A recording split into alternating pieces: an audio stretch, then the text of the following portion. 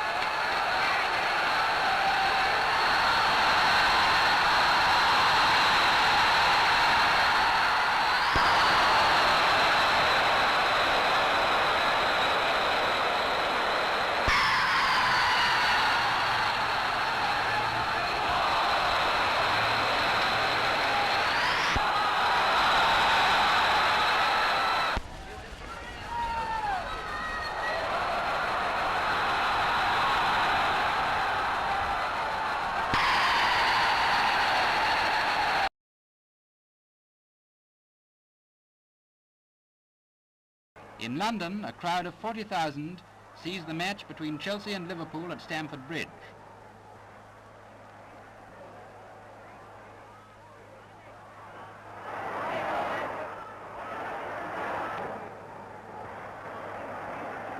Watch the ball now. Liverpool are attacking.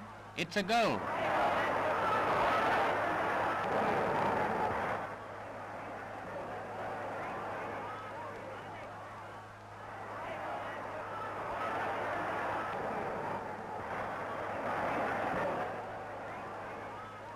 And here's Liverpool's second goal. But in the end, it's a draw at 2-2.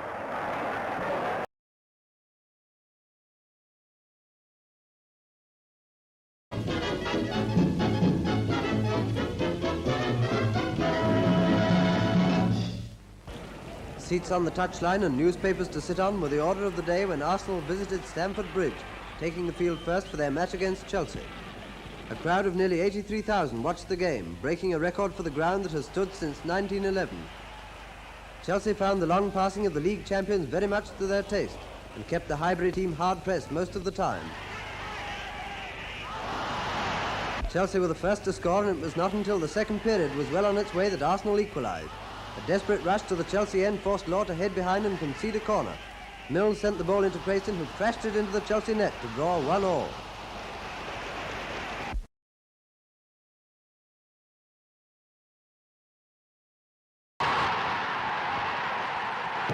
Chelsea and Fulham met at Stamford Bridge, Fulham in white shirts.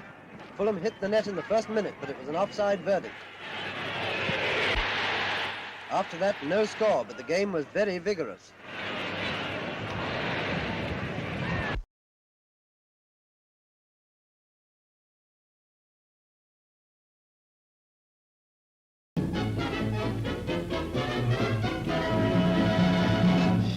Chelsea were on top when they met the blue and white striped Albion team at Stamford Bridge. Attacking strongly from the start, they peppered the visitors' goal to the delight of the crowd of 40,000, and then Oakton opened the scoring.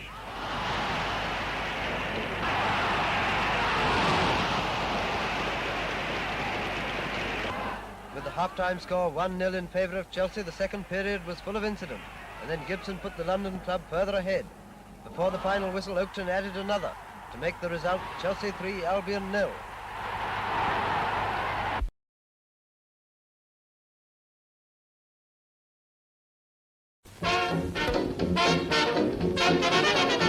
"50,000 were at Stamford Bridge to see Chelsea maintain their unbeaten home record, and the pensioners took the field with the same idea. The Brentford mascots sat on the fence while the visitors came out. Brentford started off with the wind behind them, and from the word go they sailed down into the Chelsea half and gave Jackson in goal plenty of work to do. But Chelsea were the first to score. A clever piece of team play put Bambrick in possession, and the home centre opened the scoring. Brentford's equaliser was a peach. Smith gave the ball to Eastham, who gave it back, and Socko, 1-1. But Chelsea were chasing those 2 points, and Brentford in the second half were playing a man short. Just before half-time, the ball went to Argue, and he put Chelsea on 2-1, and Stamford Bridge went top of the table.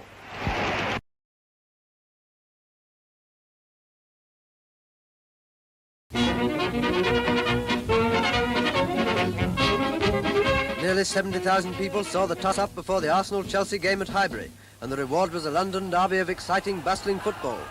Arsenal in red shirts and white sleeves were fighting upwards to the top of the league table again. First thrill came from left winger Milne, who got the ball into the Chelsea net, but it was offside. A little later, Arsenal supporters got set to cheer again, but Davidson put the ball into the Chelsea net only to be ruled out once more. Then, just before half-time, Chelsea got going. A grand run through gave the ball to Oakton, who crashed it through the Arsenal defence. Arsenal one down, and little Alec James decided he ought to do something about it. Cutting through the Chelsea boys like a darning needle through an old sock, he tapped the ball to Drake, and Drake scored. From 1-1, Arsenal bagged 3 more real goals to win 4-1.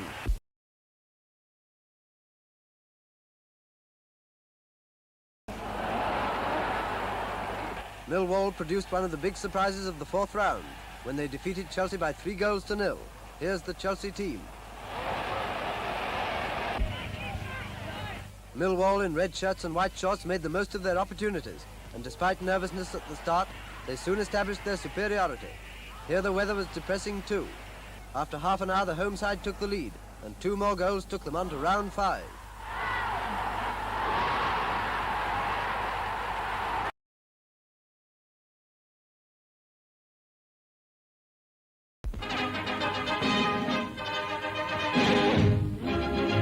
Join the army, said the notice board, but the army here was a crowd of nearly 80,000 come to Stamford Bridge for the Chelsea match against the Arsenal.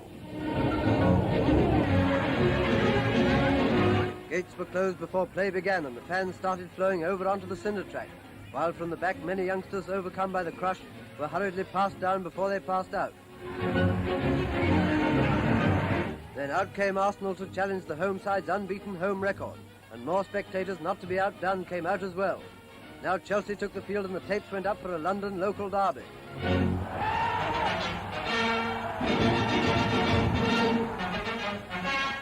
While 22 men gave an exhibition of soccer, hundreds were giving a good imitation of rugger. There were no goals up to half-time, but after the interval the visitors were the first to score. Bastin passed to Kirshner and the winger slammed the ball into the Chelsea net.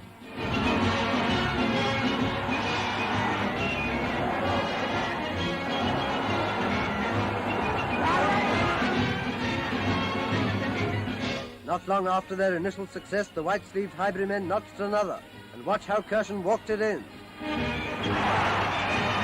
2 goals down put Chelsea on their mettle.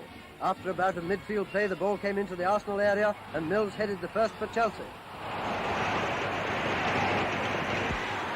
Argue scored again for Chelsea to equalise 2-2, but the crowd beat everything.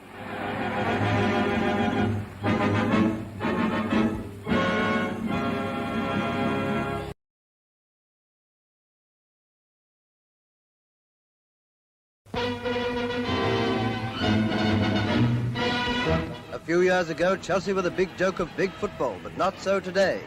Playing Sunderland, the holders of the FA Cup, the pensioners wearing white shorts put up a show worthy of their high position in the league table. Perhaps it was the influence of those other pensioners. The result of this game was a draw, no goals for either side, but nonetheless for that it was a game worth watching, in spite of the weather.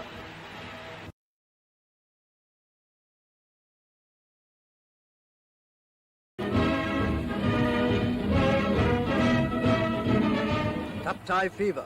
Crowds were at Stamford Bridge to see the Everton men come out for the match against Chelsea. And here comes the home team. 41,000 spectators saw the London side's hopes of Wembley go overboard.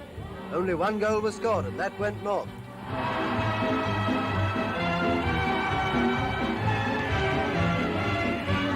Here comes the movement that put Stevenson in possession, and he scored. Everton won 1-0. The game is ended, but the melody lingers on.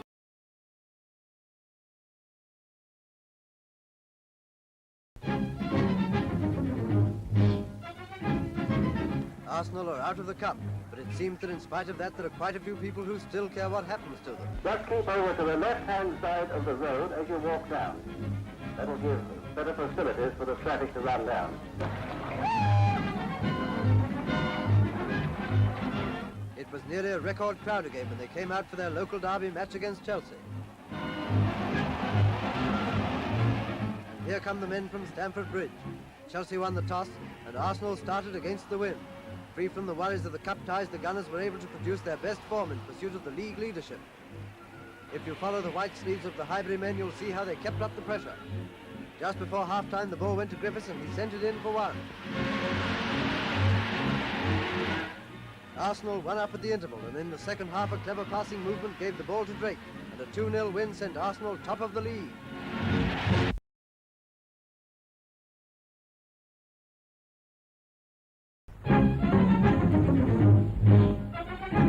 Leicester City took the field first at Stamford Bridge for their match against Chelsea, and the home team gave a highly satisfactory account of themselves. They won their match by 3-0, and that's always a good thing to do on the home ground, because then the spectators know they're getting value for money. This was a brisk game, played in lovely sunshine. Now that winter is on the way, we seem to be getting a nice bit of summer.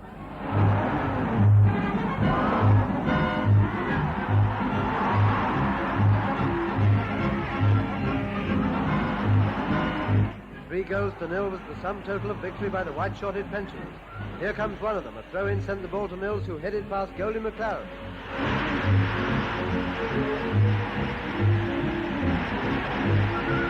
The spectators decided that the game was not any too lively, but afterwards the pitch was invaded by local talent. George Allison paid $14,000 for Bryn Jones, but a talent scout here might pick up a few young ones in exchange for a couple of cough drops.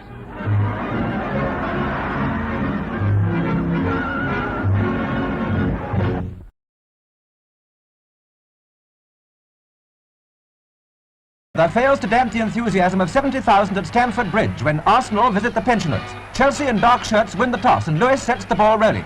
The Gunners, always expected to be at their best in a cup tie, press Chelsea hard.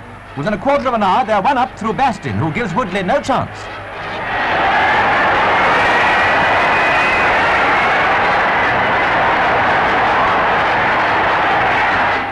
Immediately afterwards, Drake nets, but is ruled offside, and Chelsea breathe again. Rallying strongly, the home team succeed in breaking through, and a goal by Argue brings the score level in the first half. One of these London teams has got to go, and it proves to be Arsenal, Chelsea scoring another in the second half.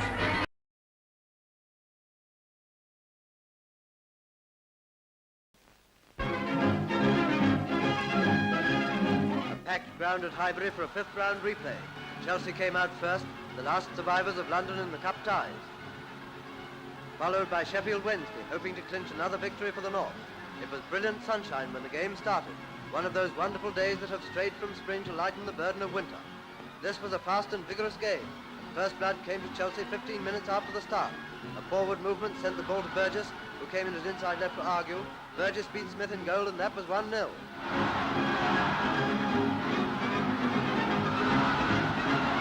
Following the kick-off, Sheffield attacked.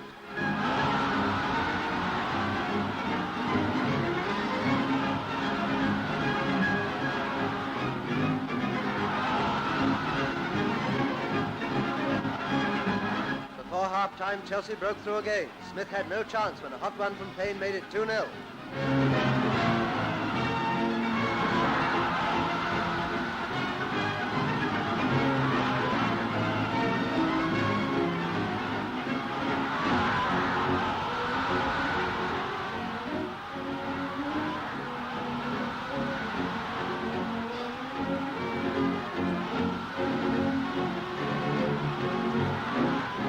Sheffield pressed again, but just failed to score. Chelsea added one more before the whistle, and that came again from Burgess. Ashley, the Sheffield back, tried to save, but it was already over the line. Chelsea 3, Sheffield 0.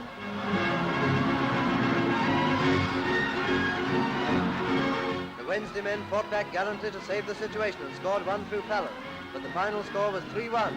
Well done, Chelsea. Hard luck, Sheffield.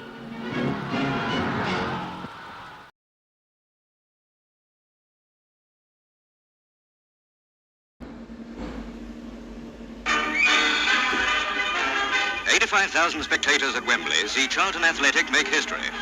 By a 3-1 victory over Chelsea, they capture the trophy for the first time in the Southern Cup final. 10 minutes after the start of play, things happened in the penalty area. The ball, rebounding off the Charlton goalpost, caused Jobling to handle. Referee Gibbs points the accusing finger to the spot where the accident happened. All this was explained to General Eisenhower in detail by genial George Allison, manager of the Arsenal. Meanwhile, Payne took the penalty kick and Chelsea was 1-up.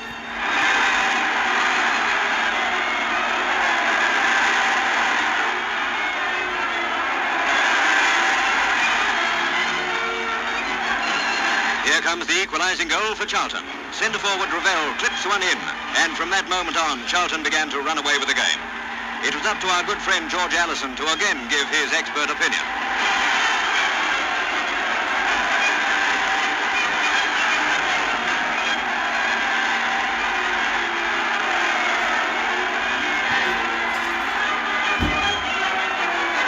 Charlton's second goal is banged into the net by Welsh. He and Ravel put on a great one-minute act 10 minutes before half-time, which brought the 2 goals that decided the fate of the cup.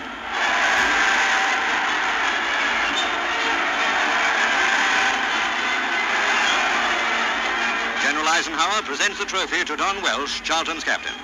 One way and another, there was a real Anglo-American flavor about the whole afternoon.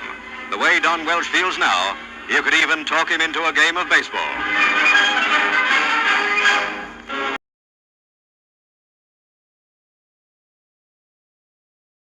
On this occasion, the Cup competition was divided into 2 sections, South and North. In round 1 of the South Cup, Crystal Palace visit Chelsea at the famous Stamford Bridge ground. John Harris, Chelsea's captain, is centre-half for Scotland and son of a great footballing father. The referee calls the captains together, and after a friendly handshake and the toss of a coin to decide ends, the match starts.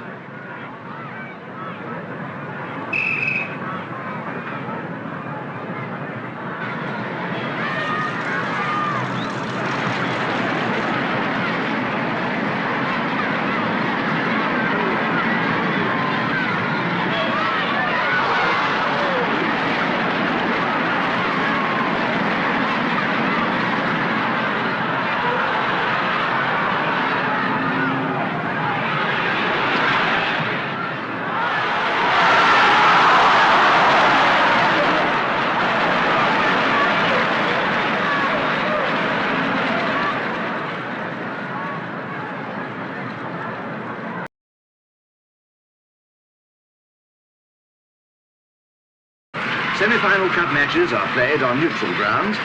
West Ham United, a club with a great record, played Chelsea on the famous Tottenham Hotspur ground at White Hart Lane.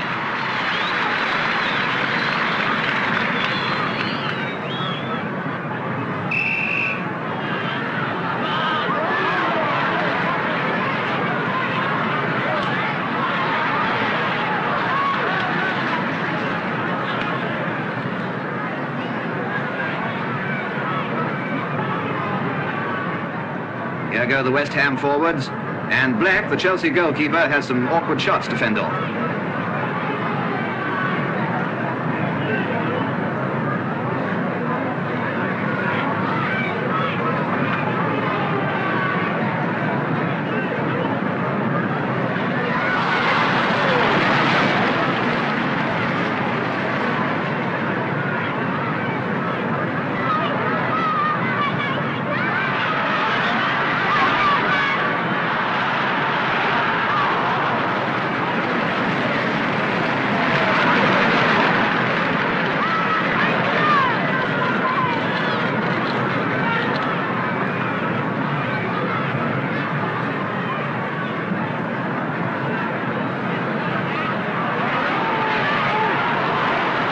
Here comes Chelsea.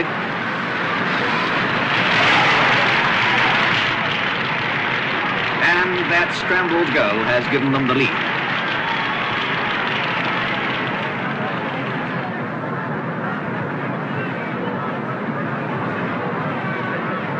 West Ham can still save the day, but no, another Chelsea dash.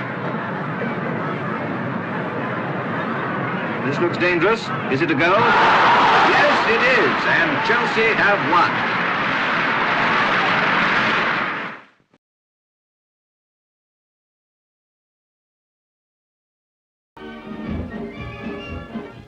90,000 spectators, including the King and Queen, came to Wembley to watch Chelsea and Millwall fight for the League South Cup.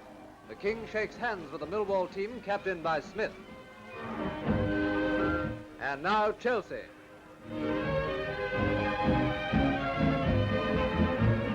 After the kick-off, Chelsea go into the attack.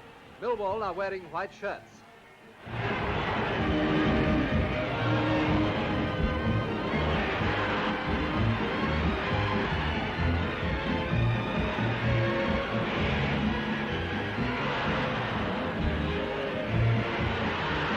The Queen discusses the game with King Haakon of Norway.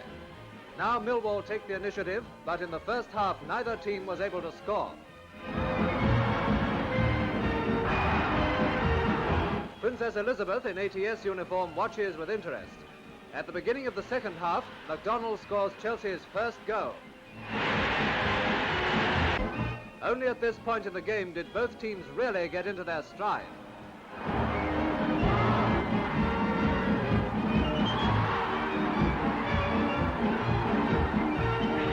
Five minutes later, with Chelsea still attacking, Wardle scores the second and final goal at short range.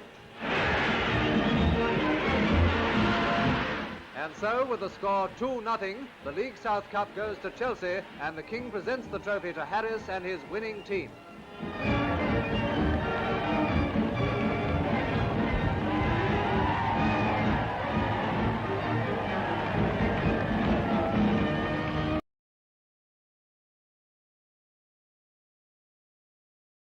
The climax of the Cup tie season in 1945 is the special match between the winners of the North Cup, Bolton Wanderers, and the winners of the South Cup, Chelsea, at the great Stamford Bridge Stadium in London. While the Bolton players have a look at the pitch before the match,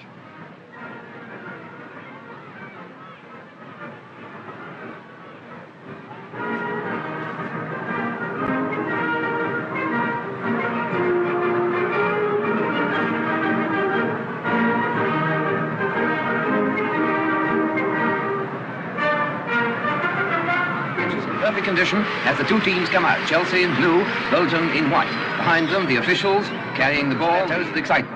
The referee shakes hands with the two captains. Harris, the Chelsea captain, comes again. This time it's Hardwick, a long kick right away down, and he's going into the centre of the field now. There's Goulden with the ball. He's pushing it right through now. Goulden through to Rook. Rook's on the oblique angle, and he shoots into the net. A beautiful goal there by Rook. Fielding tried to get his fingers to it, but he couldn't stop it. And Rook from close in has given Chelsea the lead after roughly half. And this time Hardwick has to kick off the line. Will they get an equaliser? Here he comes down, a punch through now. Hunt shoots, and as Gregg punched that ball forward, it went right onto Hunt's foot, and he scored the equaliser. After half an hour's play now, comes right through to Barris, and he's fouled in the penalty area. It's a penalty to Bolton. Very few minutes left for play now. There's the ball on the spot. Hamlet, the centre-half's going to take it. There's almost a deathly hush in the crowd. He comes, he shoots, and it's a goal! And he's given Bolton the lead. With very few minutes left for play, Bolton are now leading by 2 goals to 1. There's Hamlet, the centre-half, being congratulated by his comrades, and the spectators are starting now to line the touchlines. Very few minutes left for play, and with that, all Chelsea's hopes fade. The final whistle has gone, and here come the players now streaming off the field after a very hard-fought 90 minutes, and they're just being mobbed by some of this 60,000 crowd who watched this match.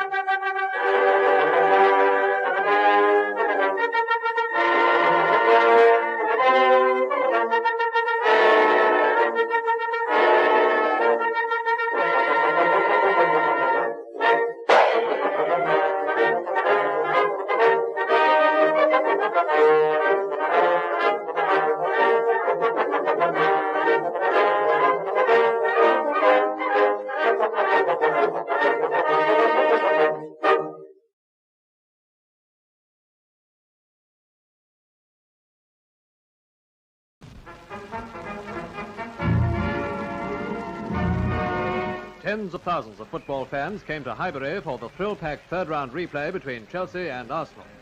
This was one kind of queue the ladies thoroughly enjoyed, provided, of course, that they finally got in. Every turnstile did plenty of overtime as the stands filled up, and well over 53,000 spectators were packing every available inch of space. As for the unlucky people who didn't like the crush, well, the only way to get them out of harm's way was overhead.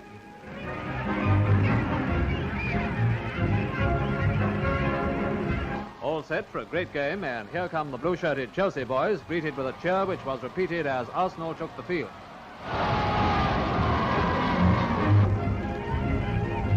The kick-off and the start of a grueling 2-hour battle on a heavy pitch. Right away, the white-sleeved Arsenal forwards leapt into the attack to be met time and again by a solid Chelsea defence. 81 minutes play, and then the crowd roars as the Arsenal centre-forward Rook takes a return pass from Logie and smashes in a magnificent goal. Yes, the game looked in the bag for the Arsenal, but 4 minutes later, the ever-dangerous Tommy Lawton seized his chance, and it's a Chelsea goal. With the score 1-1, the struggle began again for an extra half hour, but with no further score, honours were equally divided until the third chapter of the Chelsea-Arsenal serial.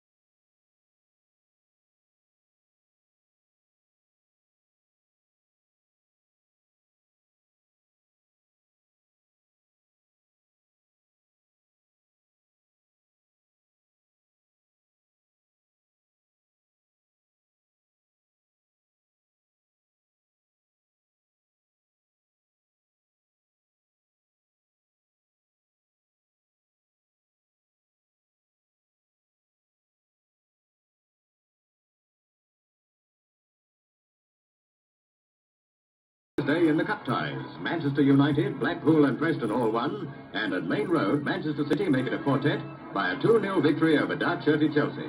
Frank Swift, City's England goalkeeper, is the stumbling block to all the Londoners' attacks. From a clearance by Chelsea goalie Harry Medhurst, the ball goes to Bobby Campbell. His shot finds 6-footer Swift in England form.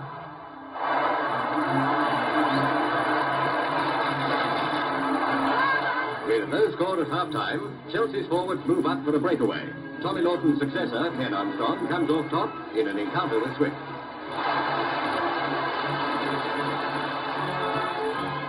From the referee's disputed decision, Chelsea gain little. After 90 minutes, there's still no score. In extra time, Ken Armstrong again clashes with Frank Swift, and this time Manchester's goalie is hurt. His injury sets his team moving, and Billy Lineker opens their score. In the fading light, Chelsea's fate is sealed with a Smith goal that gives Manchester a 2-0 win.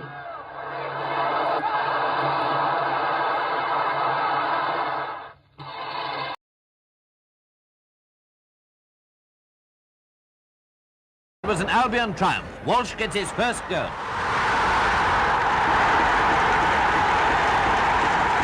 A few minutes later, he got another into the net, but the ref ruled he'd obstructed Pickering, Chelsea's goalie. Then Walsh scores again to make it 2-0.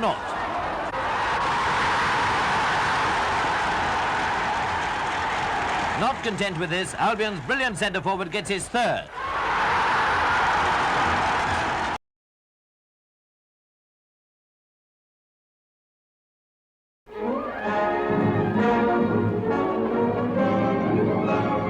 $70,000 at Stamford Bridge for Chelsea's battle with those formidable cup favourites, Manchester United.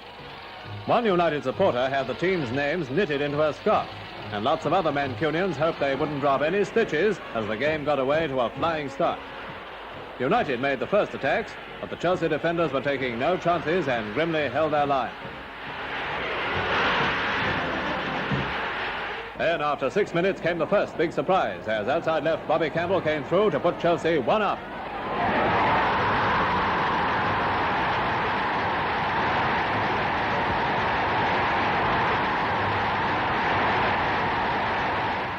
Back came United, going all out for the equaliser, but they couldn't find a way through that alert Chelsea defence. Time and again they nearly made it, but at half-time the score was unchanged. Into the second half, when United was still fighting valiantly, finally led by Johnny Carey. Then again, Chelsea swept through, this time with a near miss. And after 25 minutes of the second half, a high-speed Chelsea manoeuvre gave Bentley the ball, and brilliantly he slammed in goal number 2.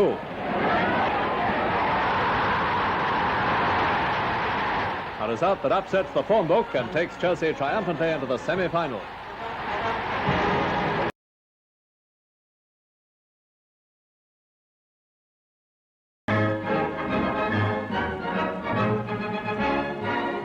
A full house of 68,000 at Tottenham for a Battle of Giants, the first All-London Cup semi-final ever played. Joe Mercer won the toss for Arsenal and led his forwards into their first attack.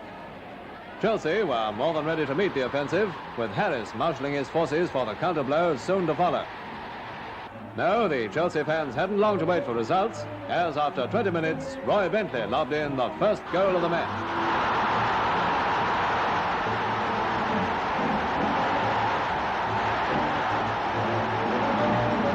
And 5 minutes later, Bentley repeated the performance to put Chelsea 2-up.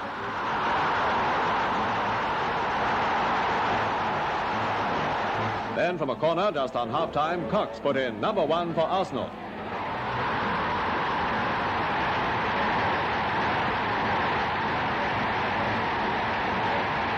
Into the second half, and 1 goal down, Arsenal crammed on the pace with the Compton brothers in brilliant partnership. 77 minutes, and from a corner forced by Dennis, Leslie headed in a great equaliser that sent the fans wild.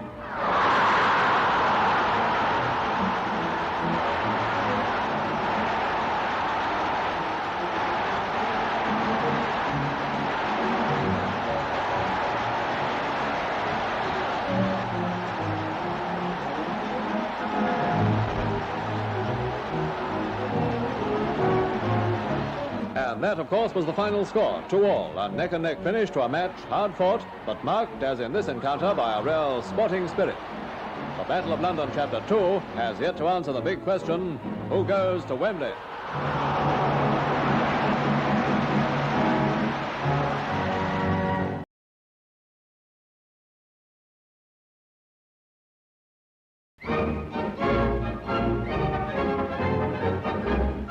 To 6,000 fans attended the midweek cup replay between Chelsea and Exeter at Stamford Bridge. Losing the toss, Chelsea kicked off, determined to improve upon their 1-1 draw at Exeter. Dare centred for the City. It caused anxious moments in the pensioners' goalmouth, but no score. After half-time, Chelsea nearly went ahead, when after a free kick by Captain Harris, Bentley headed home. But referee Carter allowed an appeal for offside to stand.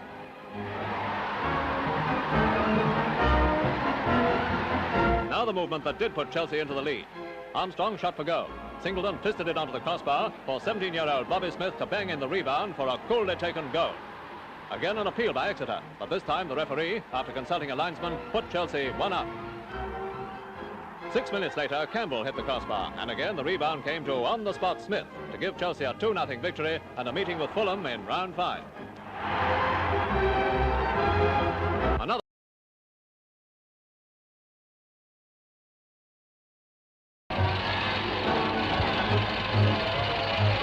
West London went cup crazy as Chelsea and Fulham met at Stamford Bridge in the 5th round. These two are hoping they won't have to wait much longer to see Chelsea win that cup. Fulham kicked off in their familiar white shirts and despite forward changes went after that early goal. Bowie, recently obtained from Chelsea, seemed to know his way around that Chelsea defence.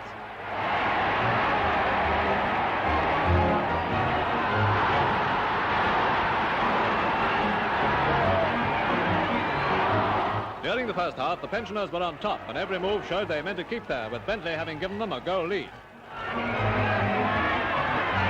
Second half, and persistent Chelsea forwards kept goalkeeper Black hemmed in.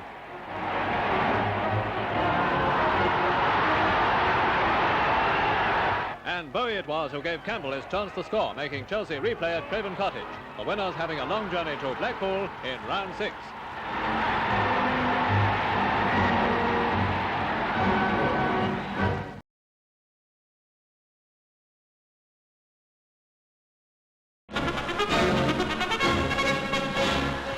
At Elland Road, it's Chelsea in white shorts kicking off against Major Buckley's boys, and if it goes according to forecast, a tough time will be had by all. Leeds have been playing grand football lately, and anything can happen when Chelsea really get cracking.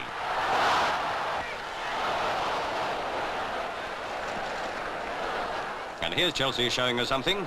Gray across to Bentley, Bentley returns, and there's a pretty move building up till Leeds break it up. It's a real ding-dong battle, which means a lot of scrappy football with both sides very wary. Now it's Leeds on the attack. They're dangerous at home. And here's centre-forward Milburn. He heads and Leeds are 1 up.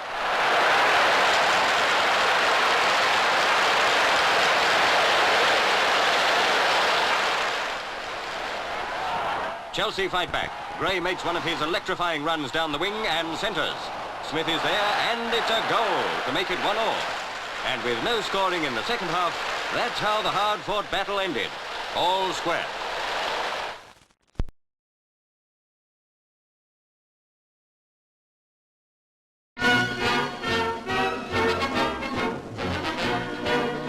At Villa Park, Leeds and Chelsea resume their 5th round saga on neutral ground, and it's Leeds in dark trunks attacking. Both at home and at Stamford Bridge, Leeds scored first, and Chelsea were hard-pressed to equalise. Free kick to Chelsea. Here he comes. Dunn tries to head clear, but Roy Bentley dashes in and Chelsea have scored.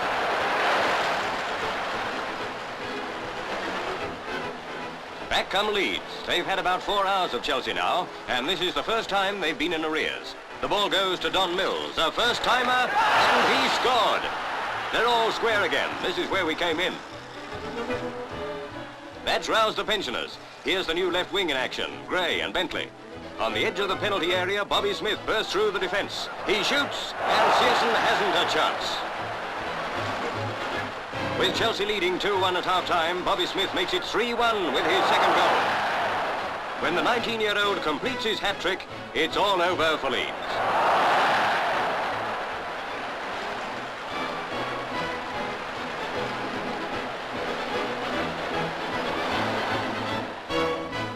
But Leeds still keep trying. Here's Burden away down the left wing.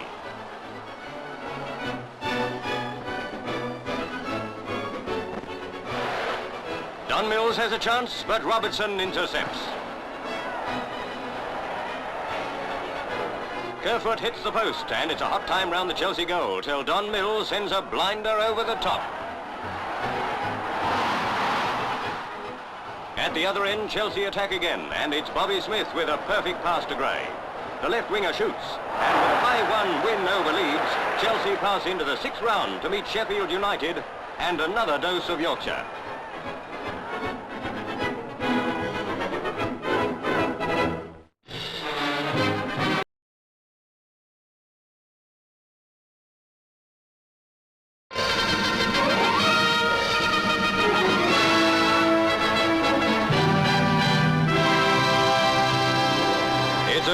At Bramall Lane, as Sheffield United in familiar red and white stripes take the field before a crowd of nearly 44,000 and kick off against Chelsea.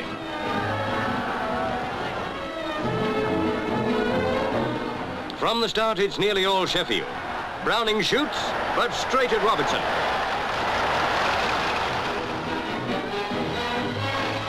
From the clearance, Smith starts a Chelsea attack, but Toner tries to rob him.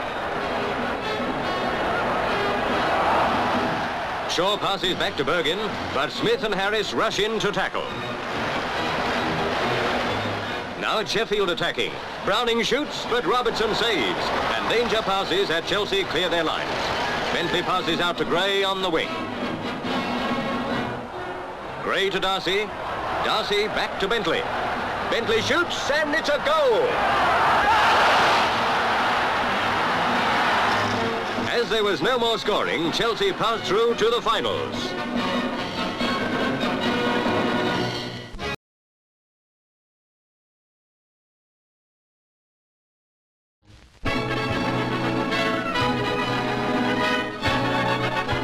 Arsenal in light jerseys kick off against Chelsea in their semi-final replay at White Hart Lane, and here's Roper with a chance. But Robertson saves at the expense of a corner.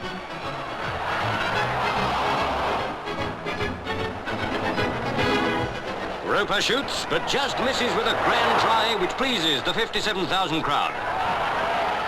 Back come Arsenal. Logie to Cox, and Cox slams in a pile driver to put Arsenal 1 up at half-time.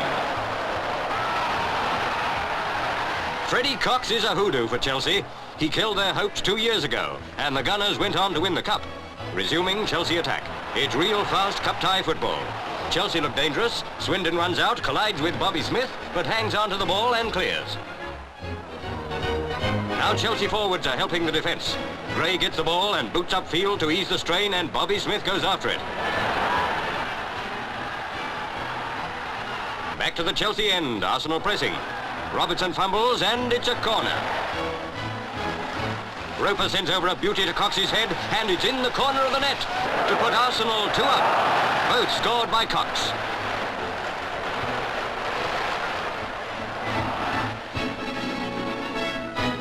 Now it's Goring playing in place of Reg Lewis.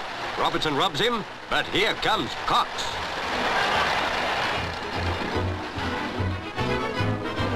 Cox again. Arsenal are playing much faster than their first game. Tickridge slams into Cox, and there's a free kick against Chelsea. Cox kicks right across the goal.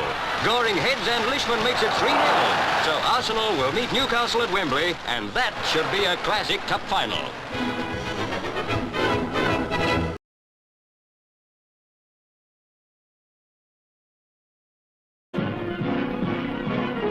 Cup tie fever at Eastville, with 35,000 fans packing the ground for Chelsea's visit. Rovers won the toss, so Chelsea in white shorts kick off. A confident team well in the running for the Cup and League. Early Bristol attacks, striving for that vital goal before the Division 1 side settle down on a strange ground. But Chelsea are dealing out the shocks. After 4 minutes, Parsons scores. The testing period is over. Chelsea, assured and confident, add a second, a 15-yard drive.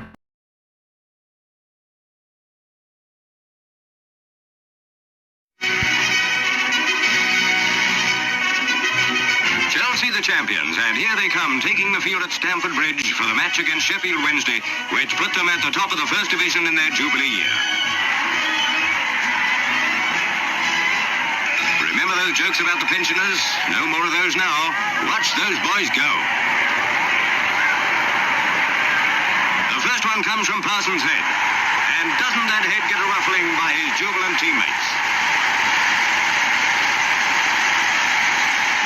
A penalty goal by Sillett. A third goal by Parsons soon after, and it's all over. Chelsea, for the first time in their career, are top of the league. And here's the man who did it, Ted Drake, the manager, the unyielding coach, the welder of team spirit. Ted, Roy Bentley, and the rest of the first team in the First Division. Well done, Chelsea. 50 years on, Stamford Bridge at last had a centrepiece for the frame designed by Gus Mears. And that wasn't all. That season, the reserves, the A-team and the juniors all won their respective league titles. On behalf of the boys, I want to say thank you. No need to tell you how pleased we are to win the championship. But we're pleased for you, because you've been behind us in other years, and more so this year. So again, from the bottom of our hearts, I say thank you very much.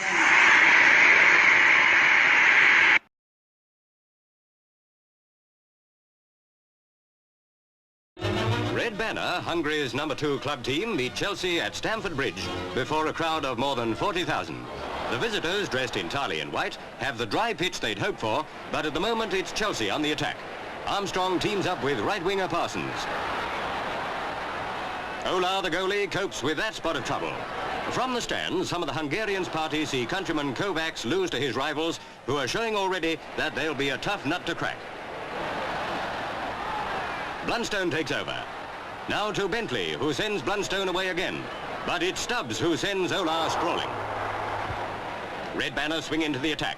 Centre-half Borsey to Kovacs, a name that spells trouble for the home team. Outside right, Sandoy is there to take the pass. A centre finds Hidikuti, who heads it home. Red Banner went up in the 19th minute.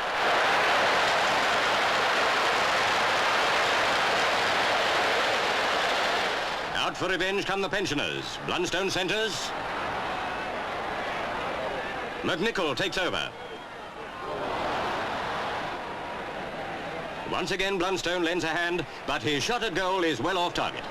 Then Chelsea are awarded a penalty for handling despite Hungarian protests. John Harris takes it, but over the bar. A few moments later, Parsons comes up to make amends for that disappointment. A centre to Bentley, who heads it to Stubbs, and there's Chelsea's first. 1-1 now, and Chelsea are off again with Blunstone in the picture once more. McNichol takes the centre.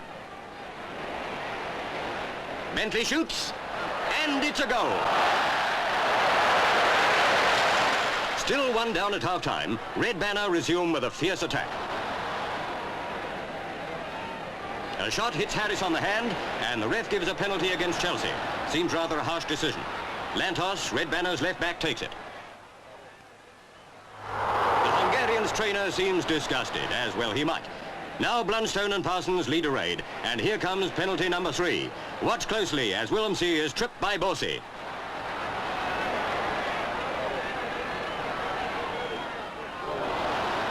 No argument about the penalty that time, so once more John Harris is chosen for the all-important kick. 3 penalties and 3 misses. That really makes soccer history. Red Banner take control for most of the second half, and here they go on the raid that leads to the equalising goal. Pelotas is the man who makes it 2-2, a fair result to a close contest.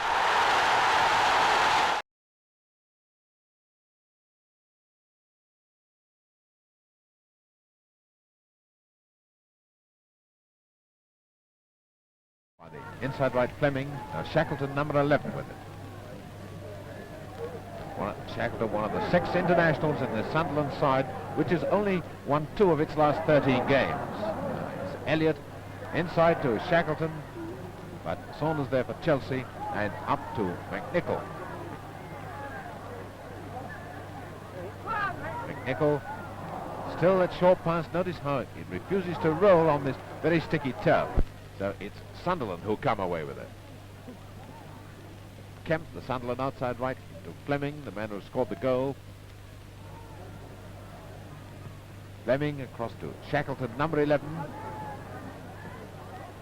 To Elliott. And Shackleton coming through on his own, he must score now.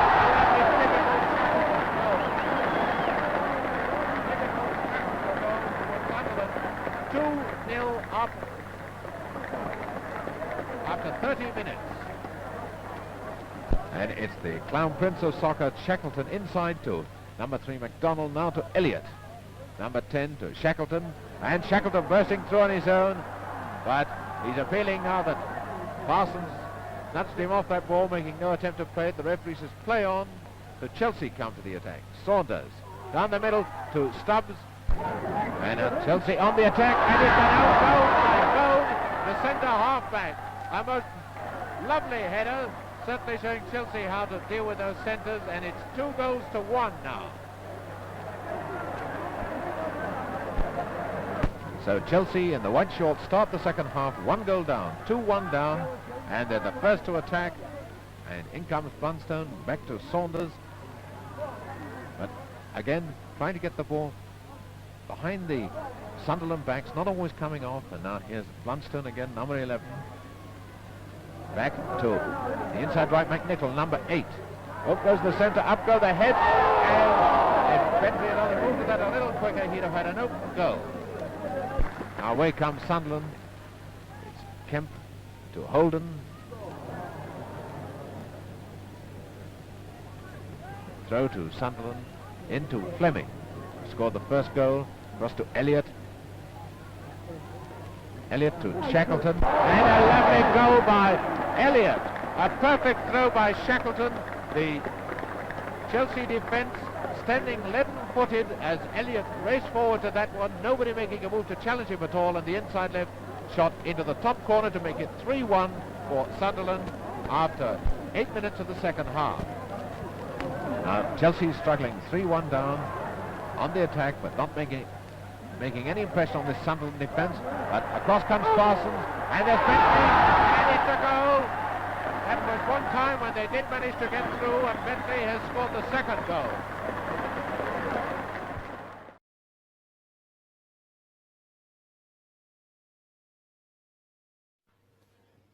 Midst of Stamford Bridge on a ground which is liberally sanded and must be very hard and very slippery. And there's Stewart falling down. You can tell how slippery it's going to be. A quick throw into Tyndall, number 9 for Chelsea, and almost the first goal, but it's a goal kick. Wicks putting it back. And notice how difficult it is for the players to turn. But there's a goal kick for Wolves. And it's Wolves, and there's Darkshaw on the attack. But it's Sillett for Chelsea. 1 or 2 of the Chelsea players, by the way, wearing gloves. Now, Billy Wright could be rather dangerous, a back pass on the ground like this. Goalkeeper can slip and could give away an easy goal. Wright for Wolves. Chelsea, of course, have got to take care not to have any injuries because of their cup replay on Monday. But now it's Wolves on the attack. The ball out to Dealey, their outside left. Dealey being checked, and a corner given away by Stan Wicks. Nearly 5 minutes gone. No score. Corner to Wolves. One very low one, and corner to Wolves. 5 minutes gone.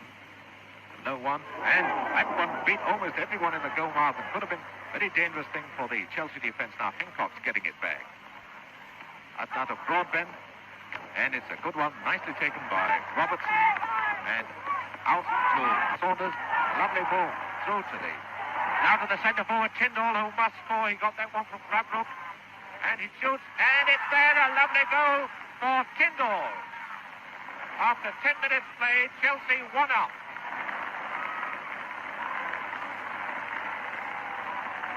Wolves fighting 1 goal down now, still trying to get that long ball through the Chelsea defence, but not having much success. Now here come Wolves on the attack. There's Wilshaw getting the ball across.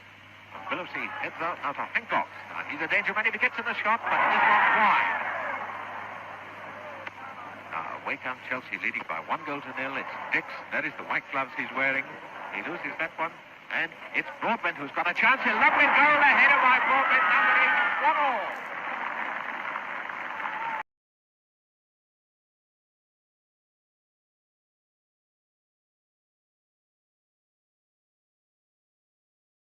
Chelsea moving on to the attack again, attacking that goal to our left, And Blunstone, number 11, touching the ball for the first time. Blunstone recovering, sort of for put him in the England side, but not with passes like that. There's still Chelsea on the attack, but the Charlton defence covering up very well indeed. Now here's Chelsea, number 10, Nicholas, but again a bad pass. Chelsea not directing their pass as well as they should do. Now here's Armstrong. Armstrong to number 11, Blunstone. Chelsea still keeping up on the attack, and there's Upton giving away a corner. A short corner for Chelsea to Nicholas, back now to number 11, Blunstone. That will just caught the Chelsea defenders on the Charlton defenders on the hop, and an appeal for a penalty, but the referee, Mr. Kingston, says no. But now Charlton come on the attack. It's Hurst there, outside right. Well covered by Dix, and a throw-in to Charlton. Charlton on the attack this time. O'Lynn, right half-back, trying to find Hurst, but Saunders there for Chelsea. Throw for Charlton, Hurst back to O'Lynn, number 4. Trying to find Hammond, and now it's the inside right, but once again Chelsea get that ball away.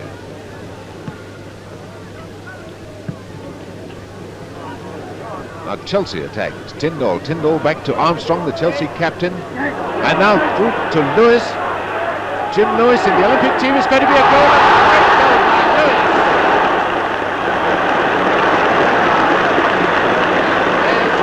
Jim Lewis, outside right, the only amateur on the field in his last match before going to the Olympic Games, puts Chelsea 1 up in 4 minutes.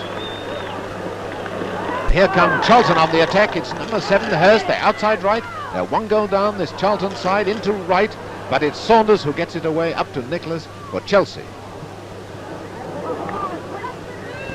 Upton for Charlton. Charlton attacking now. It's Leary, their centre forward, pushing it through to Keenan. It could be a goal, but there's Robertson very quick to come out of his goal and smother that one. And now, a great mistake by Upton. It's going to be the second Chelsea goal. No, what a miraculous miss by Braybrook. But it's still in play. Lewis puts it back. Up goes Tyndall. And a hook clear by Townsend. Now here come Charlton. 1 goal down. They've lost all their 7 away games so far this season, and they're not shaping as if they're going to break their record this time, but at least they win a corner. Corner to Charlton, attacking the goal to our right, remember. Hurst inside to Leary. This could be very dangerous indeed, and it is a goal. It's there, scored by the inside left Kiernan.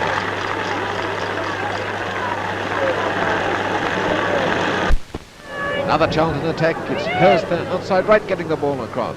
And a lovely chance for Kiernan, and it's there. Charlton have scored.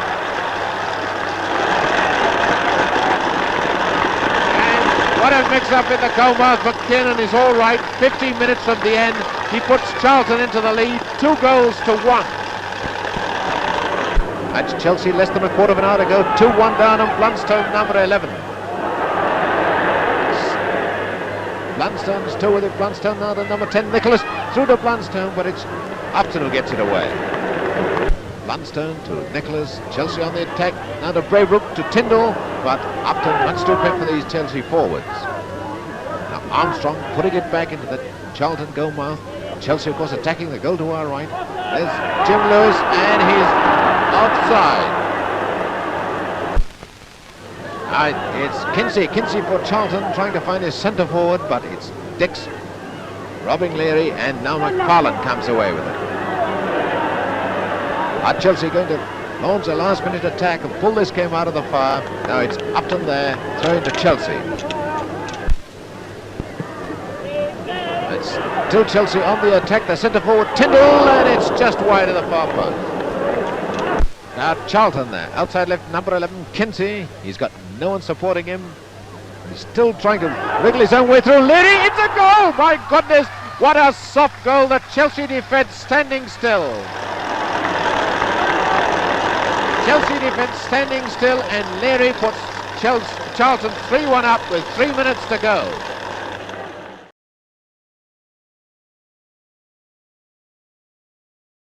So far it's been all Chelsea. Chelsea on the attack continually. Now here's Blunstone coming through on his own, and it's a great goal.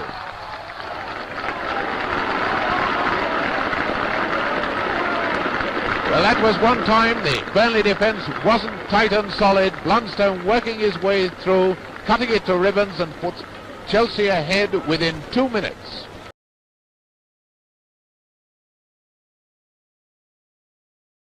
At Tottenham, the cup mixture was a crowd-pleasing recipe, and 66,000 fans rolled up or down for the first cup battle between Spurs and Chelsea for 47 years.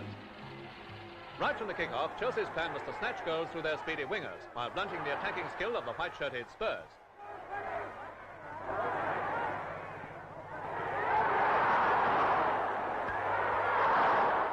And despite the loss of winger Blunstone through injury, Chelsea's tactics paid off until half-time. Then, soon after the restart, a scorching drive by Smith launched a 4-goal Tottenham blitz.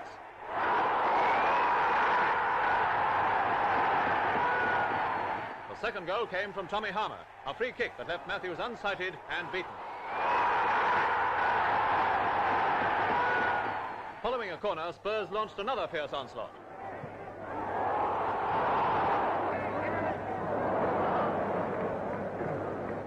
And while plucky, depleted Chelsea were trying to plug the gaps, Medwin scored goal number 3.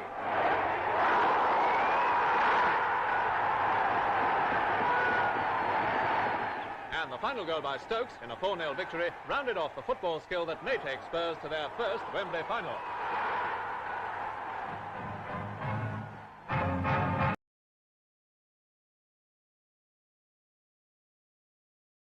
Now here comes Chelsea on the attack, and it's to Braybrook. Braybrook seeing an awful lot of the ball and doing quite well with it. To Allen, number 9. He too is wandering all over the field and spreading a lot of panic. It's a goal! Well, give Allen full marks for that. He noticed that Neil had come out to cut off the centre, so he let drive for the open corner of the net, and after 23 minutes, gives Chelsea a 2.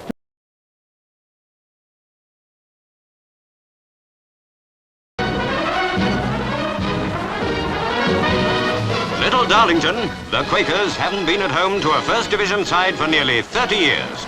But when they kick off against Chelsea in the 4th round replay, it's hard to believe the Quakers are struggling to keep out of the 4th Division. They take the shock of Chelsea's first offensive without flinching. And if the pensioners think they're going to have an easy time, they've got a surprise coming.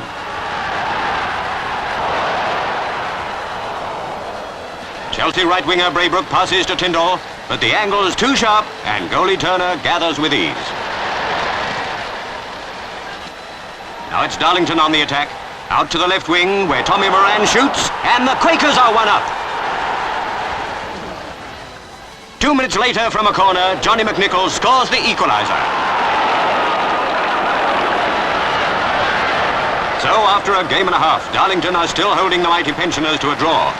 And as Chelsea struggle to pierce the Darlington defence, the excitement's terrific. But the Quakers hold firm, and soon they're worrying goalie Matthews again. Herbertson to Moran, but no. Back and forth the battle sways, with both sides making some very near misses. But no matter how hard they try, the pensioners just can't press an attack home. Time and again, goalie Turner saves the day. Chelsea battle on grimly, but the Darlington defence seems impregnable. Full time, and it's still 1-1. But extra time produces one of the most amazing 6 minutes ever seen in a cup tie. Darlington cut through the weary pensioners like a knife through butter, and Moran scores! The crowd goes mad, but there's more to come. Herbertson puts a corner kick right in the goal mouth.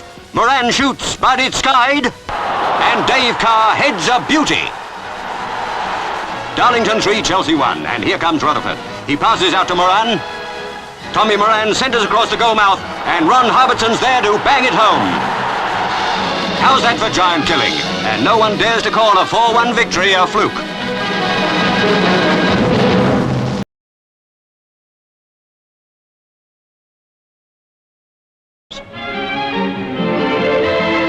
Now to Sophia and bouquets for the Chelsea team. They wouldn't like that at Stamford Bridge. It's more like the Chelsea Flower Show. The British footballers were playing a Bulgarian team in the first match of their tour, and Chelsea, in dark shirts, were quick off the mark in launching an attack.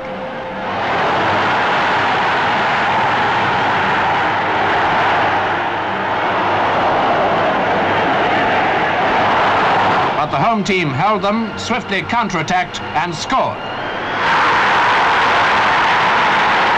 Chelsea, trying again, failed to break through. Once again, it was the Bulgarians who did the scoring. So Chelsea won their second match, but all they could do here was to make it 1-2.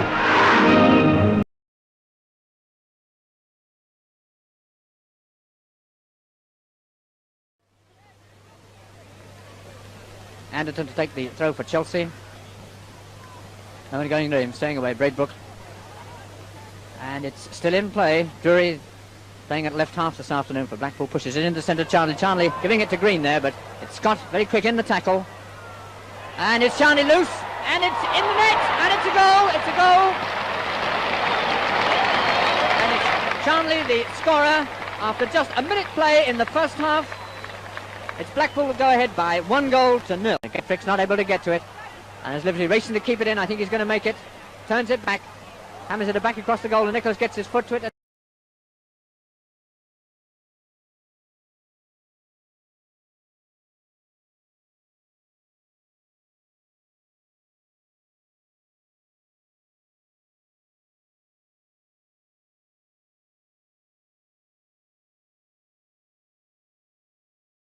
Chelsea a little bit under pressure in this first 20 minutes of the first half. Blackpool's playing the slightly better football, and there's Blunston now going inside of Armfield on the edge of the penalty here. Lines it up, tries the shot, and it's a goal! Good goal by Blunston. A very fine individual run there to put Chelsea back on level terms with exactly 20 and a half minutes gone in the first half. And the score, Chelsea 2, Blackpool 2.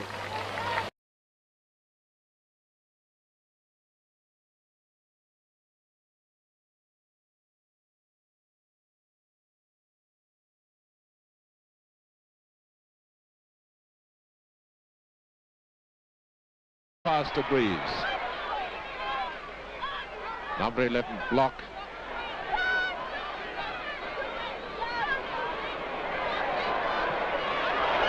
And a goal right in the very first minute by Livesey after only 50 seconds.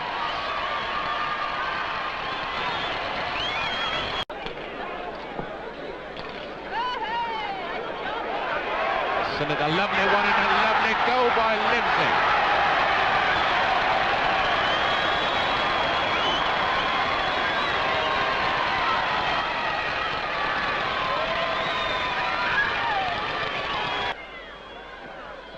Blocked for the corner for Chelsea. And the goal. Well, I doubt whether anyone should take credit for that one, but at least Chelsea go into the lead by 3-2, and that's Jimmy Greaves' strangest. Blocked with the corner, up by Maori. Now block again.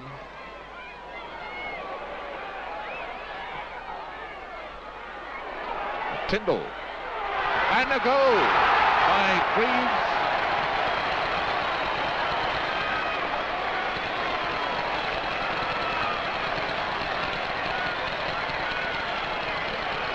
Here's Greaves again.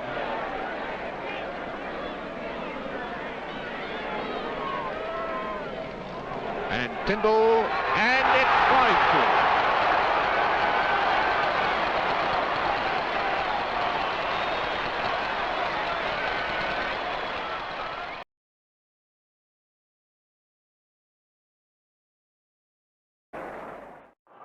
Poor ball by Johnny Brooks, and there's a lot of passes going astray now. Ron Wiley through to McParland. McParland cut through the centre. McParland going forward at the edge of the area. McParland back to McEwen, but McEwen had just overrun his position. McEwen, number 7. McEwen still in position, right on the line. Turns it back to McParland. McParland there. He drives it!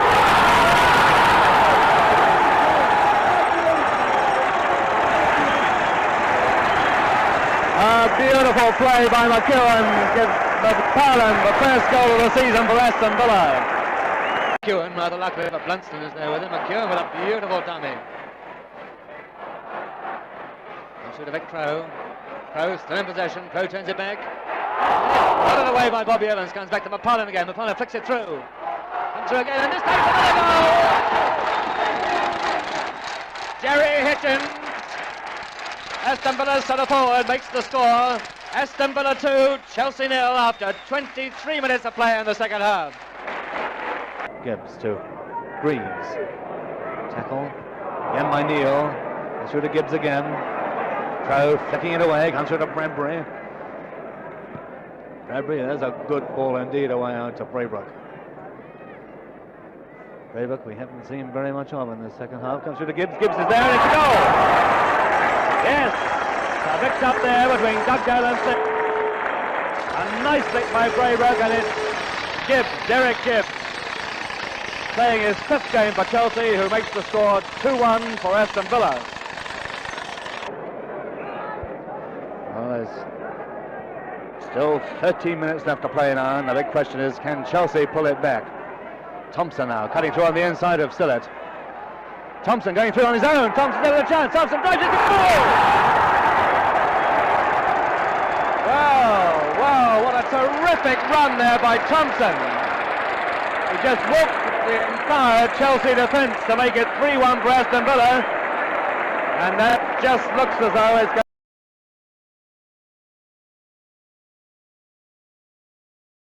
Everton, despite their forward line of stars, haven't really carved out a chance yet in this game, whereas Chelsea have. And now here come Chelsea on the attack again. Brooks getting it out to Blundstone. Blundstone back to Greaves, who's hanging back very well. It's a chance for a Greaves shot.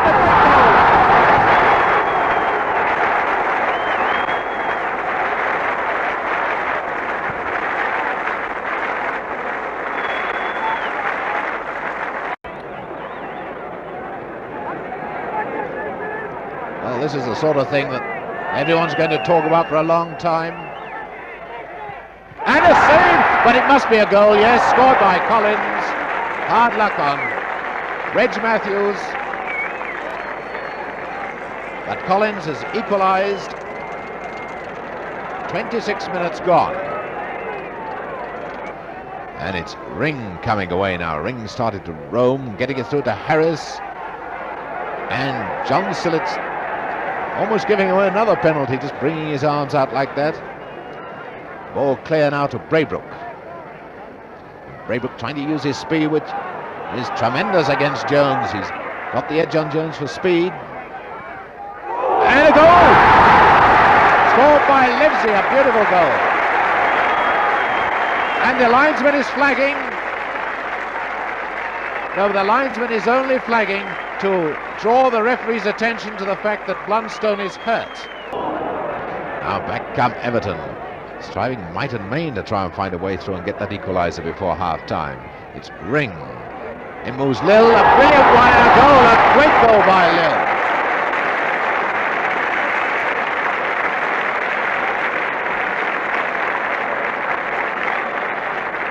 Out to Lil. Out to Vernon, this dainty ball player getting it straight through to Ring. And a goal, a lovely goal.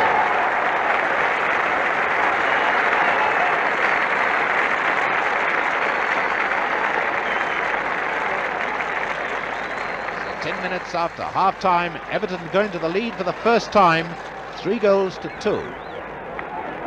That's Brooks for Chelsea. And this time it's Chelsea players who are getting caught in possession. Brooks getting another chance.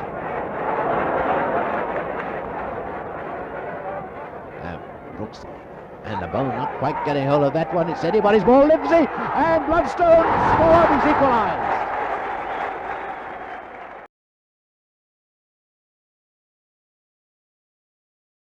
And Tambling, there's Tambling, number 11. Chelsea forwards crowding into the middle as Greaves trying to work into a shooting position. A great goal!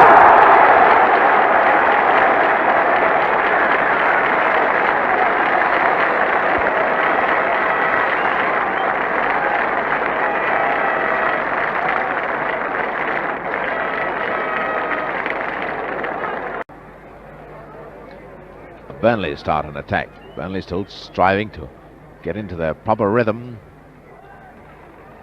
Outside left, Harris showing some very neat form indeed, getting it to Pointer. And Pointer beating his man. He's got Robson in the middle. This could well be the equaliser. Pointer's got it.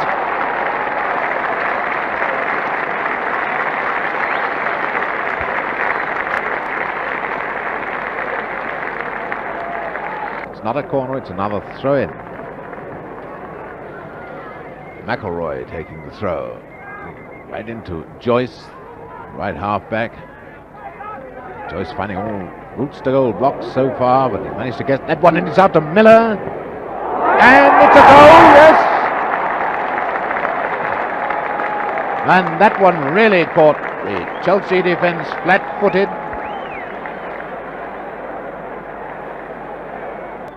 Braybrook's not seen a lot of the ball, but when he's seen it, he's looked dangerous. Now Greaves back to Braybrook.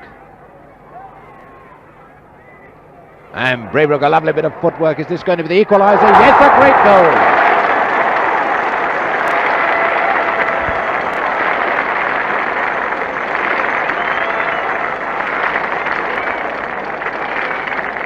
Burnley snapping the ball up and moving on to the attack, and there's centre half-back, scorning all ideas of third backs and 4-2-4. Adamson coming forward, giving it to Harris, out to McElroy, and the third goal.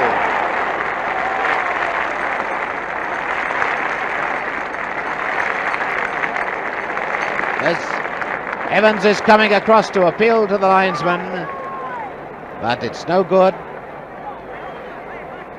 Burnley, inevitably a short one. In the last minute of the first half now, McElroy tries to come through, beating Tambling, but is he going to overdo it? No! Well, how that ball kept out of the net. Now it's Joyce to Harris, up goes Pointer, and there goes McElroy to goal.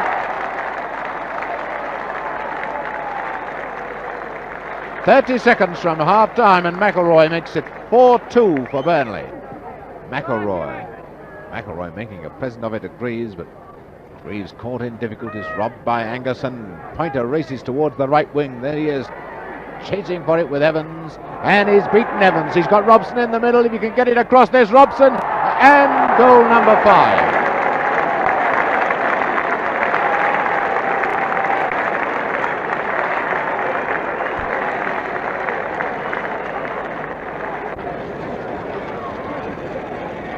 McElroy with the free kick for Burnley to Miller, to Harris, and once again it's the champions on the attack, and Pointer taking up very intelligent position.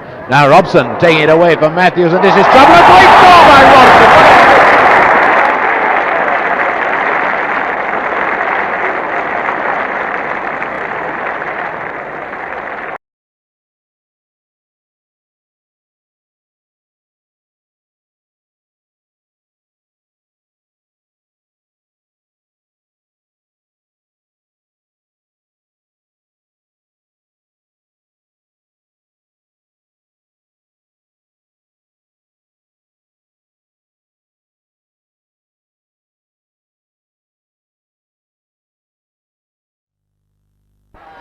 And at the kick-off, it's Newcastle. Bobby Mitchell coming up at the corner. It's going to be an outswinger. Mitchell to White, and it's there. Well, Len White didn't have any trouble with that one at all. He wasn't marked, so he was wide open to head home the first goal for Newcastle United after 7.5 minutes of play of the first half. Chelsea's corner for Chelsea. It's an outswinger. Brooks. It's a good one. It's a lovely goal.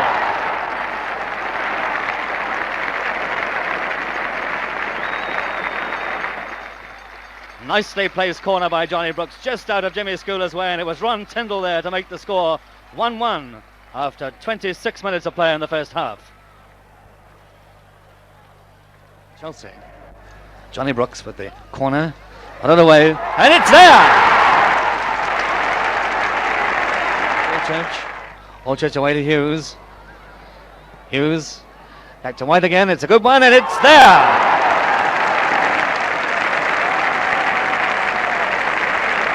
Well, Newcastle certainly played that very smoothly indeed.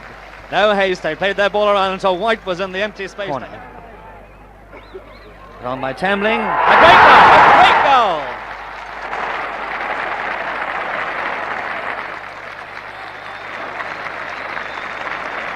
Peter Braybrook this time puts Chelsea in the lead, and so far 5 goals, and every one of those 5 goals has been headed in.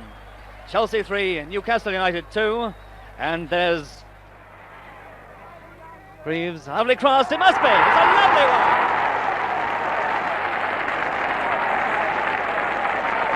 Just about a minute to play, and it's Ron Tyndall who scores his third goal with a head.